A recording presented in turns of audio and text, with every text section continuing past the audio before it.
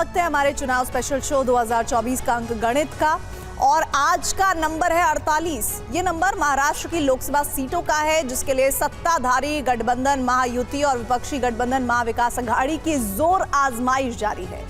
पहले चरण के मतदान में सिर्फ 18 दिन बचे हुए हैं, लेकिन अब तक दोनों ही गठबंधन में सीट बंटवारे का अंक गणित साफ नहीं हो पाया है। महाराष्ट्र का चुनाव इस बार पूरे देश में सबसे ज्यादा उलझा हुआ नजर आ रहा है, क्योंकि सूबे के दो मजबूत क्षेत्रीय दल दो टुकड़ों में होकर पक्ष और विपक्ष में बंट चुके हैं। आलम यह है कि पार्टी तो बटी ही, परिवार भी बढ़ गए। ऐसे में सवाल यह है कि आखिर महाराष्ट्र की महाभारत कौन जीतेगा? क्या महाराष्ट्र इस बार भी नरेंद्र मोदी के नाम पर मोहर लगाएगा या गठबंधन का गणित बदलने से नतीजों का अंक गणित भी बदल जाएगा?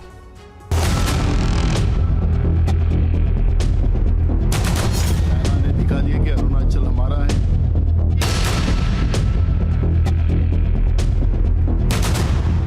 चाहे वो महाविकास आघाड़ी हो चाहे इंडिया अलायंस हो, ये फ्रेंडली फाइट ही है। ये सब फ्रेंड करके बैठते हैं, एक दूसरे से फाइट करके वापस जाते हैं।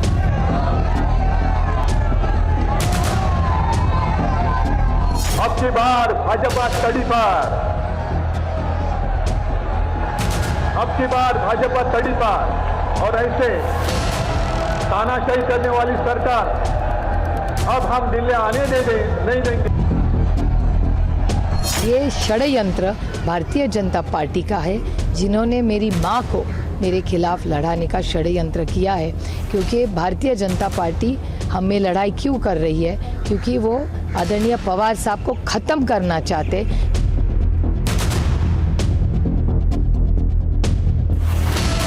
मुझ पे जो विश्वास दिखाया उसके लिए मैं, और मुझे काम करने की जो अभी ये दी संधि दी, इसके लिए मैं सबसे आभारी हूँ।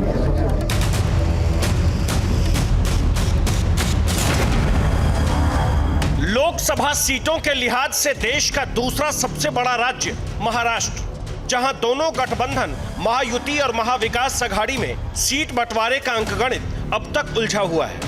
दोनों ही गठबंधन 48 सीटों की लड़ाई अपने नाम करने का दम भर रहे हैं, लेकिन अब तक सीट बंटवारे को अंतिम रूप नहीं दे सके हैं। महायुति का दावा है कि 48 सीटों की लड़ाई में उसका पलड़ा भारी है, तो महाविकास अघाड़ी का दावा है कि इस बार तो पलड़ा उसी का भारी है।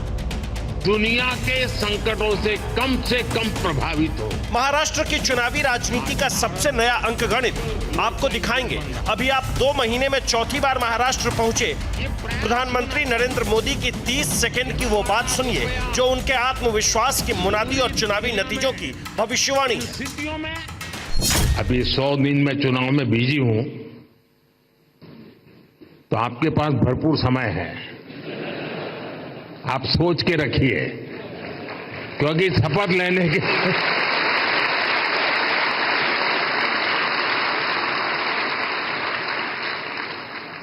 शपथ लेने के दूसरे दिन ही धमाधम काम आने वाला है।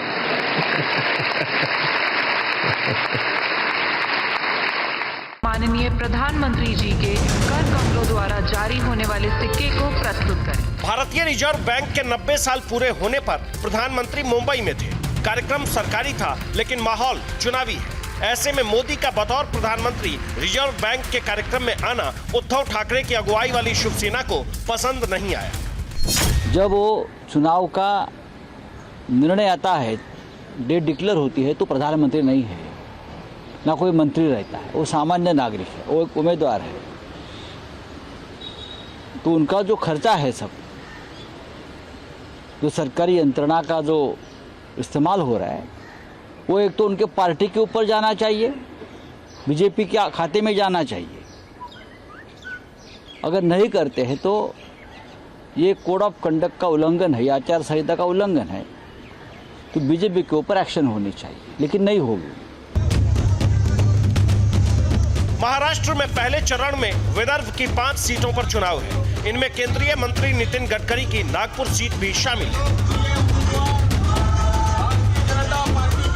पहले चरण के मतदान में अब सिर्फ 18 दिन बचे रह गए हैं, लेकिन सभी 48 सीटों पर किसी भी गठबंधन ने सारे उम्मीदवारों का ऐलान नहीं किया है। गठबंधन की गांठ ऐसी उलझी है कि न तो महायुति और न ही महाविकास आघाड़ी ने अब तक सीटों के बंटवारे पर अंतिम अंकगणित पेश किया है। महाराष्ट्र में अब तक किस पार्टी ने कितने उम्मीदवारों का ऐलान किया है, उसका अंकगणित आपको दिखाएंगे। अभी आप महाराष्ट्र की सबसे दिलचस्प चुनावी लड़ाई देखिए जो बारामती सीट पर होने वाली है। महाविकास आघाड़ी से एनसीपी शरद पवार गुट की सुप्रिया सुले और महायुति से एनसीपी अजीत गुट की सुनेत्रा पवार, रिश्ते में ननद और भाभी। सुप्रिया सुले एनसीपी के संस्थापक और पार्टी के अल्पमत वाले हिस्से के मुखिया शरद पवार की बेटी हैं, तो सुनेत्रा पवार बहुमत वाली एनसीपी के नेता अजीत पवार की पत्नी। देश में एनडीए और प्रदेश में महायुति का हिस्सा एनसीपी की तरफ से उम्मीदवार बनाए जाने पर सुनेत्रा पवार ने क्या कहा, आपको सुनाएंगे। अभी आप बीजेपी पर सुप्रिया सुले ने क्या आरोप लगाया है, उसे सुनिए। मैं इंडिया गठबंधन की तहे दिल से आभारी हूँ कि उन्होंने मुझ पे विश्वास दिखाया और मुझे फिर एक बार उम्मीदवारी दी है। और आप देख रहे हैं कि सुनेत्रा भाभी जो मेरी बड़ी भाभी है और जो संस्कार मुझ पे हुए हैं उसमें बड़े भाई की बीवी जो हमारी भाभी होती है वो भाभी माँ समान होती है। और ये षड्यंत्र भारतीय जनता पार्टी का है जिन्होंने मेरी माँ को मेरे खिलाफ लड़ाने का षड्यंत्र किया है, क्योंकि भारतीय जनता पार्टी हमें लड़ाई क्यों कर रही है, क्योंकि वो आदरणीय पवार साहब को खत्म करना चाहते। सुप्रिया बारामती के चुनावी मैदान में सुनेत्रा को उतारने के लिए बीजेपी को कोस रही है, लेकिन सुनेत्रा कैसे प्रधानमंत्री, बीजेपी और महायुति के नेताओं का आभार जता रही है, वो भी सुनिए। जो विश्वास आदरणीय मोदी साहब ने, आदरणीय शाह साहब ने, आदरणीय हमारे मुख्यमंत्री जी ने, आदरणीय हमारे उप मुख्यमंत्री जी ने और हमारे राष्ट्रवादी पक्ष के राष्ट्रीय अध्यक्ष अजीत दादा, प्रदेशाध्यक्ष सुनील जी तटकरे जी, प्रफुल्ल पटेल जी, रामदास आठवले जी, जानकर जी, हमारी महायुति की सब ने मुझ पे जो विश्वास दिखाया उसके लिए मैं, और मुझे काम करने की जो अभी ये संधि दी, इसके लिए मैं सबसे आभारी हूँ। सुप्रिया सुले 2009 से ही बारामती सीट से सांसद हैं।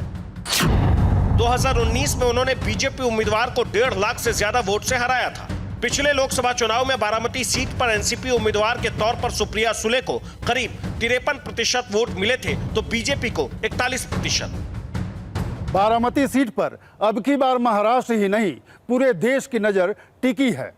एनसीपी पर भले ही कब्जे की लड़ाई में अजीत पवार ने चाचा शरद पवार को हरा दिया हो, लेकिन परिवार के गढ़ बारामती के लोगों का मन कौन जीतता है, इसका इम्तिहान 2024 के इस चुनाव से ही होने वाला है। बारामती सीट से सुनेत्रा पवार के नाम का ऐलान होने पर यहां एनसीपी कार्यकर्ताओं ने किस अंदाज में जश्न मनाया, उस लम्हे की तस्वीर भी देखी।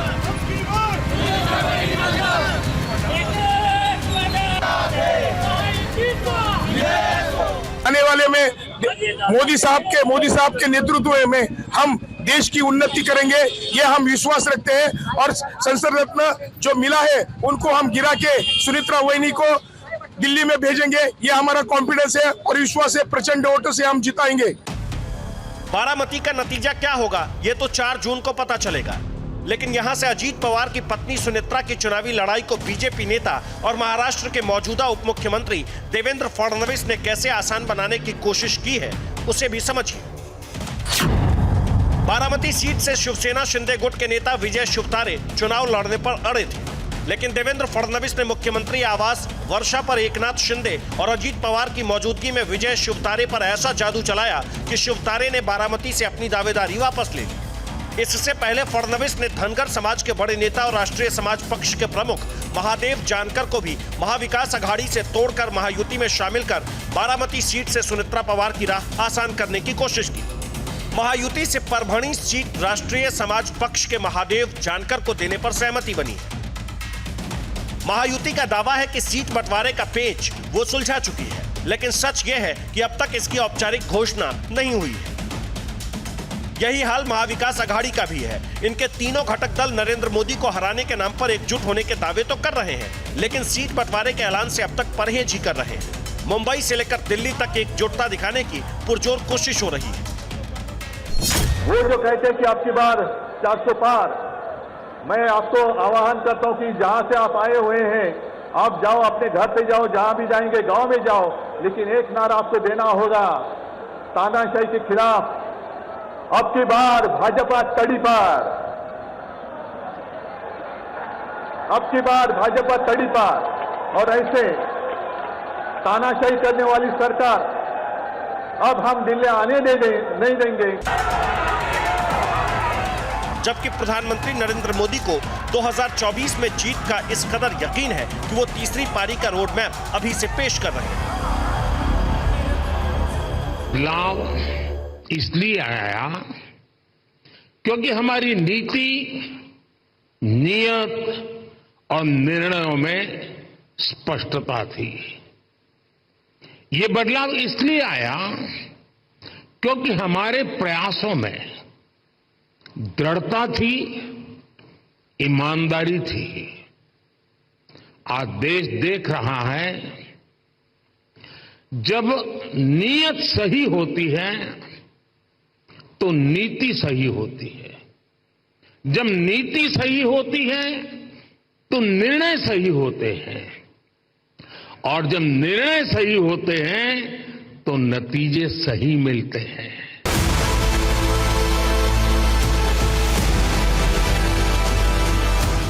अब सवाल ये कि महाराष्ट्र की नियत, नीति और निर्णय क्या होता है। फिलहाल राज्य की सभी 48 सीटों पर गठबंधन की जीत के लिए बीजेपी ने कमर कस ली। इसके लिए एक दिन पहले ही मुंबई में पुख्ता रणनीति बनाई गई। पूरे चुनाव को भारतीय जनता पार्टी का हर एक पदाधिकारी, हर एक मंत्री, हर एक विधायक, हर एक लोक प्रतिनिधि नीचे स्तर तक ले जाएगा। हर बूथ पर 370 वोट ज्यादा बढ़ाने के लिए कोशिश की जाएगी। और पूरे भारत देश में अब की बार मोदी जी का साथ देकर अब की बार 400 पार पूरा करने के लिए महाराष्ट्र पूरी ताकत से पीछे खड़ा रहेगा। सीट बंटवारे का गणित भले ही अभी नहीं सुलझा है, लेकिन महायुति में बीजेपी महाराष्ट्र के 24 उम्मीदवारों का ऐलान कर चुकी है। एकनाथ शिंदे की शिवसेना भी 8 उम्मीदवार तय कर चुकी है, तो अजीत पवार की एनसीपी ने अपने कोटे से अब तक 2 उम्मीदवारों की घोषणा की है, जबकि महाविकास अघाड़ी से शिवसेना ने 17 उम्मीदवारों की घोषणा की है। तो कांग्रेस ने अपने 7 उम्मीदवारों के नाम का ऐलान किया है। वहीं शरद पवार की अगुवाई वाली एनसीपी ने अब तक 5 उम्मीदवार तय किए हैं। बीजेपी ने अब तक जिन 24 उम्मीदवारों को टिकट दिया है, उनमें रावेर से रक्षा खड़से का नाम भी शामिल है, जो कभी बीजेपी के कद्दावर नेता रहे और अब एनसीपी शरद पवार गुट से विधान परिषद के सदस्य एकनाथ खड़से की बहू है।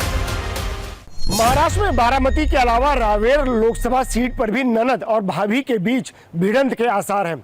यहां से बीजेपी ने मौजूदा सांसद रक्षा खड़से को फिर से उम्मीदवार बनाया है, तो एनसीपी शरद गुट की तरफ से रक्षा की ननद रोहिणी खड़से को उम्मीदवार बनाने की चर्चा है। पहले तो एनसीपी शरद पवार गुट से एकनाथ खड़से के ही रावेर से चुनाव लड़ने की चर्चा थी, लेकिन तबीयत खराब होने का हवाला देकर वो पीछे हट गए। ऐसे में अब उनकी बेटी रोहिणी खड़से के रावेर से चुनावी मैदान में उतरने की चर्चा है। लेकिन मांगा नहीं है ये कि मैंने ये भी नहीं बोला है कि मुझे लोकसभा लड़नी है, और ना ही मैंने पक्ष को ये बोला है कि मुझे लोकसभा लड़नी है। मैं विधानसभा के लिए तैयारी कर रही हूँ, पर जो भी निर्णय रहता है वो पार्टी का ऑफिशियल निर्णय रहता है और उस पर पार्टी ही आपको जवाब दे सकती है। अगर ऐसा हुआ तो सवाल ये कि क्या रावेर सीट से भी बीजेपी की रक्षा खड़से और एनसीपी शरद पवार गुट की रोहिणी खड़से के बीच भाभी और ननद की चुनावी लड़ाई दिख सकती है। महाराष्ट्र के चुनावी मैदान में एक ही परिवार के 2 सदस्यों में मुकाबला कोई नई बात नहीं है। महाराष्ट्र विधानसभा चुनाव में बीड जिले की परली सीट से बीजेपी की पंकजा मुंडे के खिलाफ उनके चचेरे भाई धनंजय मुंडे एनसीपी के टिकट पर चुनाव लड़े और जीते भी। अब धनंजय मुंडे अजीत पवार की अगुवाई वाली एनसीपी से राज्य की महायुति सरकार में मंत्री, तो पंकजा मुंडे को बीजेपी ने 2024 के लोकसभा चुनाव में बीड से टिकट दिया है। महाराष्ट्र में सिर्फ राजनीतिक दल ही नहीं बल्कि पुराने सियासी परिवार भी टूट रहे हैं। इसकी सबसे नई मिसाल कांग्रेस के दिग्गज नेता शिवराज पाटिल की बहू अर्चना पाटिल का बीजेपी में शामिल होना है। महाराष्ट्र में दल बदल का खेल भी लगातार जारी है। अशोक चौहान और मिलिंद देवड़ा जैसे खांटी कांग्रेस परिवार के नेता बीजेपी और शिंदे की शिवसेना का दामन थाम चुके हैं। महाराष्ट्र में 2014 और 2019 में बीजेपी गठबंधन ने एक तरफा जीत दर्ज की, लेकिन तब उसकी सहयोगी एकजुट शिवसेना थी। लेकिन अब शिवसेना दो हिस्सों में बंट चुकी है। आधिकारिक शिवसेना अब एकनाथ शिंदे के कब्जे में है, जो बीजेपी के समर्थन से सूबे के मुख्यमंत्री हैं। तो कांग्रेस और एनसीपी की मदद से मुख्यमंत्री की गद्दी संभाल चुके उद्धव ठाकरे की अगुवाई वाली शिवसेना विपक्षी गठबंधन का हिस्सा है। लेकिन इस गठबंधन में सीट बंटवारे पर खटपट खत्म होने का नाम नहीं ले रही। उद्धव ठाकरे की शिवसेना ने कांग्रेस के दावे वाली सीटों पर उम्मीदवारों के नाम का ऐलान किया, तो अब गठबंधन में होते हुए भी कुछ सीटों पर दोस्ताना मुकाबले की बात कही जा रही है। इसकी परंपरागत सीटें हैं, अगर वो सीट के ऊपर हमें विश्वास में लिए बिना अगर कोई कोalition पार्टनर अपना उम्मीदवार जाहिर करता है तो थोड़ी तकलीफ जरूर होती है, लेकिन देश बचाने की लड़ाई में इन तकलीफों को हम लोग नजरअंदाज करेंगे और इन ऐसी सीटों पर मैत्रीपूर्ण तरीके से हम लोग लड़ाई लड़ेंगे। इससे पहले प्रकाश आंबेडकर की वंचित बहुजन अघाड़ी तो उद्धव ठाकरे की शिवसेना पर मनमानी का आरोप लगाकर विपक्षी गठबंधन महाविकास अघाड़ी से अलग हो चुकी है। हम उस अघाड़ी में जाना भी चाहते थे, लेकिन उस अघाड़ी में ना हमको इज्जत मिलती थी और ना जो ताकत हमको मिलनी चाहिए, ये सीटें मिलनी चाहिए थी, वो सीटें भी वहाँ पर मिल नहीं रही है। दूसरी बात, वहाँ पर जो है उनका ही झगड़ा खत्म नहीं हुआ है, वो आज भी दिखाई देता है। हर तीनों पार्टियां जो है वो अपनी अपनी अलग अलग लिस्ट वहाँ पर पब्लिश कर रही है। हम नहीं चाहते थे कि उनके खिचड़ी में हम लोग जाके फंसे और अपनी ताकत को गंवा दें। यहाँ पर प्रकाश आंबेडकर 17 उम्मीदवारों के नाम का ऐलान तक कर चुके हैं। ऐसे में अब कांग्रेस को विपक्षी वोट बिखरने का अंदेशा सता रहा है। प्रत्याशी अनाउंस करने से कुछ नहीं होता, अल्टीमेटली तीनों दलों को बैठ के एक आम राय बनानी पड़ेगी। किसी को एक कदम आगे, किसी को एक कदम पीछे हटना पड़ेगा। हमने अगर 45-46 सीटों का निर्णय लिया है तो 2-3 सीटों की बात है, चर्चा होकर खत्म हो जाएगी। इतनी बड़ी बात नहीं कि क्या पता नहीं क्या पहाड़ टूट पड़ा है। तो क्या महायुति की सारी सीटें तय हो गई है? ऐसे हालात में महाराष्ट्र में इस बार क्या होगा, इसे लेकर राजनीति के जानकारों का आकलन आपको दिखाएंगे। अभी आप पिछले 2 चुनावों में महाराष्ट्र की लोकसभा सीटों का अंकगणित देखिए। 2014 में एनडीए को 51% वोट और 42 सीटें मिली। इनमें बीजेपी को 27% वोट और 23 सीटें मिली। शिवसेना को 21% वोट और 18 सीटें, जबकि स्वाभिमानी पक्ष को 2% वोट और 1 सीट। उस चुनाव में यूपीए को 35% वोट और 6 सीटें मिली। इनमें कांग्रेस को 18% वोट और 2 सीटें मिली। एनसीपी को 16% वोट और 4 सीटें मिली। 2019 में एनडीए को 51% वोट और 41 सीटें मिली। इनमें बीजेपी को 28% वोट और 23 सीटें मिली, तो शिवसेना को 23% वोट और 18 सीटें, जबकि यूपीए को 34% वोट और 5 सीटें मिली। इनमें कांग्रेस को 16% वोट और 1 सीट मिली, तो एनसीपी को 16% वोट और 4 सीटें मिली। 2019 में 1% वोट के साथ एआईएमआईएम को 1 सीट मिली, तो करीब 4% वोट के साथ 1 सीट निर्दलीय के खाते में गई। एनडीए को 400 के पार जाना है तो उसे महाराष्ट्र में 2014 और 2019 जैसे प्रदर्शन को दोहराना होगा। अगर ऐसा नहीं हुआ तो फिर ये टारगेट पूरा होने में मुश्किल आ सकती है। वैसे 2024 का चुनाव एकनाथ शिंदे और अजीत पवार के लिए भी किसी अग्नि परीक्षा से कम नहीं है, क्योंकि शिवसेना और एनसीपी पर कब्जे के बाद दोनों का ये पहला चुनाव है। महाराष्ट्र में इस बार क्या होगा? 48 सीटों की बाजी मोदी के नाम पर महायुति जीतेगी या मोदी के विरोध में महाविकास अघाड़ी? इसे भी सुनिए और समझिए। महाराष्ट्र की राजनीति इस समय बहुत कंफ्यूजन में है और नेताओं को भी समझ में नहीं आ रहा है कि जनता किस तरीके से वोटिंग करेगी। क्या जनता उनके कहने पर अपने सहयोगी दल को, जिसके साथ वो सालों तक लड़ते रहे, उनके लिए वोट कर पाएगी? ये देखना बहुत दिलचस्प होगा। मुझे लग रहा है फिलहाल भारतीय जनता पार्टी को वहां बढ़त मिली हुई है, लेकिन जमीनी स्तर पर उद्धव ठाकरे के साथ भी कुछ सेंटिमेंट्स जुड़े हुए हैं। उद्धव ठाकरे उस सेंटिमेंट को कब तक बनाए रखते हैं और भारतीय जनता पार्टी अपने आधारों को कैसे और बड़ा करती है, देखना होगा। अगर नरेंद्र मोदी का नाम इतना चलता है महाराष्ट्र में तो फिर भाजपा को क्षेत्रीय दलों को इतने सीट देने के, चाहे एकनाथ शिंदे हो शिवसेना के, अजित पवार हो राष्ट्रवादी कांग्रेस के, उनको इतनी सीट देने की ज़रूरत नहीं है।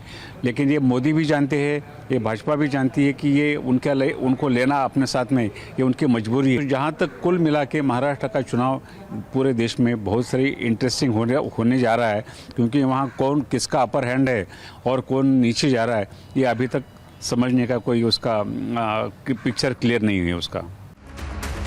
आकलन और अंदाजा अपनी जगह, असली अंकगणित तो 2 महीने बाद 4 जून को ही पता चलेगा। Bureau report, TV9 Bharatvarsh.